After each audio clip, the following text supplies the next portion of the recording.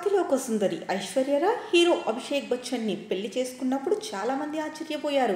ఎందుకంటే ఈ కాంబోని ఎవరూ ఊహించలేదు. స్టార్ కొరియోగ్రాఫర్ అయిన వైభవి మర్చెంట్ కూడా తను ఇలానే అనుకున్నానని చెప్పింది.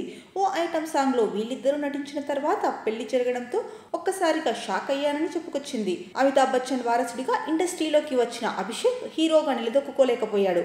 మొన్నటి వరకు సహాయ పాత్రలో కనిపించాడు. ప్రస్తుతం ఓటీటీ సినిమాల్లో హీరోగా మెరుస్తున్నాడు. గతంలో అభిషేక్ తండ్రి అమితాబ్ తో కలిసి బంటి ఔర్ బబ్లీ అనే సినిమా చేశాడు. కజరారే అనే ఐటమ్ సాంగ్ వినే ఉంటారుగా, అది ఈ సినిమాలోనిదే. ఈ చిత్రానికి 20 ఏళ్లు పూర్తయిన సందర్భంగా కొరియోగ్రాఫర్ వైభవి తాజాగా ఓ ఇంటర్వ్యూలో పాల్గొంది. అభిషేక్ ఐశ్వర్యాల పెళ్లి గురించి ఆసక్తికర వ్యాఖ్యలు చేసింది. కజరారే పాట చేస్తున్నప్పుడు తండ్రి అమితాబ్ కూడా సెట్ లోనే ఉండడంతో అభిషేక్ చాలా భయపడుతుండేవాడు. ఐశ్వర్య అయితే ఇది వర్కౌట్ అవుతుందా లేదా అని సందేహపడుతూ ఉండేది. ఈ పాట జరిగిన కొన్నేళ్ల తర్వాత అభిషేక్ ఐశ్వర్య పెళ్లి చేసుకోవడంతో నేను ఆశ్చర్యపోయాను. ఎందుకంటే ఐటమ్ సాంగ్ చేసిన తర్వాత వివాహం చేసుకుంటారని అస్సలు ఊహించలేదు, కానీ జరిగింది అని వైభవి మర్చెంట్ చెప్పుకొచ్చింది. ఇక ఈ పాటలో అమితాబ్, అభిషేక్, ఐశ్వర్య ముగ్గురు డాన్స్ తో మంచి ఎంటర్టైన్మెంట్ ఇచ్చారు. ఈ సాంగ్ ఓ రకంగా ఐశ్వర్యకు కంబ్యాక్ అని అనుకోవచ్చు. ఈ తరహా పాటలతో పాటు సినిమాల్లో మళ్ళీ ఆమెకు హీరోయిన్ గా అప్పట్లో అవకాశాలు వచ్చాయి. ఏదేమైనా ఓ పాట ఇద్దరు స్టార్ హీరో హీరోయిన్ల పెళ్లికి కారణమైందని అనుకుంటున్నారు.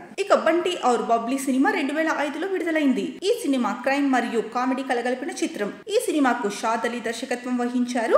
యష్రాజ్ ఫిల్మ్స్ బ్యానర్ పై ఆదిత్య చోప్రా ఈ సినిమాని నిర్మించారు. ఈ సినిమాలో అమితాబ్ బచ్చన్, అభిషేక్ బచ్చన్, రాణి ముఖర్జీ ప్రధాన పాత్రలు పోషించారు. ఇక అభిషేక్ బచ్చన్, రాణి ముఖర్జీ టైటిల్లో చెప్పినట్టు మోసగాళ్లుగా నటించారు. అమితాబ్ బచ్చన్ భారతదేశం అంతటా వారిని ట్రాక్ చేసే పోలీస్ అధికారిగా సహాయ పాత్రలో నటించారు.